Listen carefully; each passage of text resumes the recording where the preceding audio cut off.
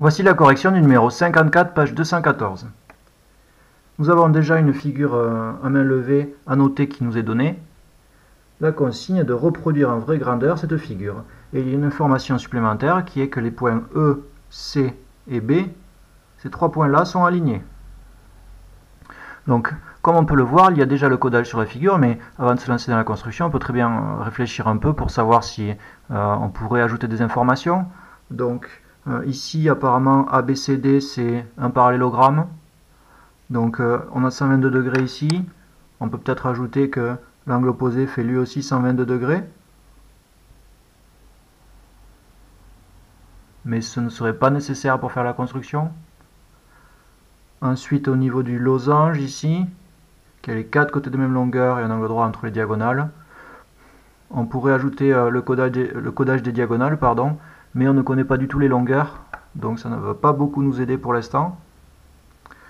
Par contre, on peut constater, se rendre compte que tous les segments qui ont un petit trait font 5 cm. C'est marqué ici, 5 cm pour tous les côtés du losange et aussi pour les deux côtés les plus longs du parallélogramme.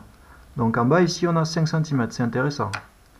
Et puis 3 cm pour les côtés les plus courts du parallélogramme. On a envie de commencer par le parallélogramme, et a priori c'est ce que je ferai, mais on peut se poser la question s'il est possible de commencer par le losange. On connaît les 4 longueurs, elles font toutes 5 cm. Le problème c'est qu'on ne connaît pas du tout l'angle qu'il y a par exemple entre le côté DC et le côté DE. Ici on ne connaît pas l'angle, là non plus. Donc on pourrait faire un losange avec 5 cm de côté, mais on ne sait pas si l'angle choisi ici serait le bon. Donc on est obligé de commencer par le parallélogramme puisqu'on a un angle qui est fourni. Allez, c'est parti. Je commence par AB.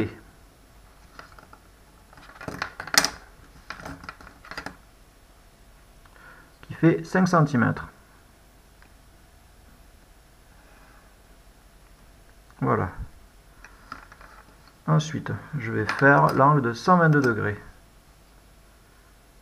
Donc il va falloir compter à l'envers. Le centre de mon rapporteur est bien sur le point A. Le point de départ de la mesure est aligné avec le premier côté de l'angle au crayon papier ici, donc 122. On fait bien attention, 122 c'est un angle obtus, donc ça va être plus grand que l'angle droit. 10, 20, 30, 40, 50, 60, 70, 80, 90, 100, 110, 122. Ça tombe ici.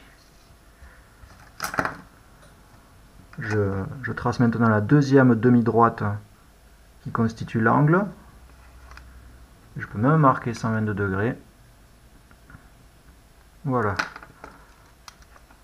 A, B. Et le point D, on ne sait pas encore où il est, mais ça ne va pas tarder. Puisque nous savons que le côté AD ici fait 3 cm. Alors soit on prend le compas, soit on mesure directement avec la règle. Ici c'est ce que je vais faire. 3 cm pour trouver le point D. Et pour terminer ce parallélogramme, eh bien on va prendre le compas et on va reporter la longueur des côtés opposés, puisque dans un parallélogramme, les côtés opposés sont de même longueur. Ici 5 pour le plus long et 3 pour le plus petit. Donc 5 cm. Voilà, c'est l'écartement du compas que je viens de prendre. Ça correspond. Je vais le reporter au niveau du côté opposé ici. Je fais un arc de cercle. Et puis, pour le petit côté, je prends 3 cm.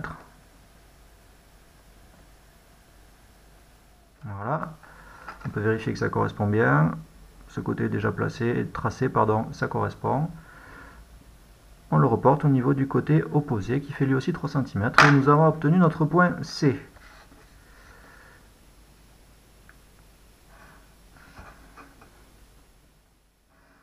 Voilà. Allez, je vais mettre le codage pour ne pas oublier. Un petit trait là, et deux petits traits ici. Allez, 5 cm, 3 cm. Voilà, maintenant il faut continuer. Et je suis toujours embêté parce que je ne sais toujours pas quel est l'angle ici qui va me permettre de tracer par exemple le segment DE ou même le segment CF. L'angle qui est ici, l'angle DCF, je ne le connais pas. Mais Quand on est bloqué comme ça, eh bien, il faut réfléchir évidemment, mais il faut aussi relire l'énoncé. Et rappelez-vous, dans l'énoncé, on nous disait que les points E, C et B étaient alignés. Donc ça va être important comme information, ça va être très utile. Je peux donc commencer à tracer une demi-droite ici, sur laquelle se trouveront les points, eh bien le point E en l'occurrence. Et pour continuer, ça va être assez simple. Je n'ai qu'à prendre le compas. Je prends un écartement de 5 cm, puisque tous les côtés du losange font 5 cm ici. Voilà. Et puis à partir du point D,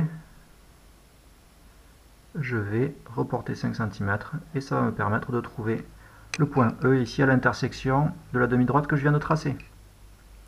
C'est pas terminé. Tant qu'on y est, on va tracer les deux autres côtés du losange. Donc 5 cm à partir du point C, ici où j'ai piqué, et puis 5 cm à partir du point E que je viens de trouver. Et on relie pour obtenir notre losange. Hop. Voilà. Et voilà. Et il manque une diagonale. Donc je n'ai pas utilisé le diagonale ici pour tracer le losange, mais une fois que le point E était trouvé, on aurait pu placer le point E, puis mesurer la distance EC ici, trouver le milieu, et tracer la deuxième diagonale pour trouver le point F. C'était aussi une possibilité.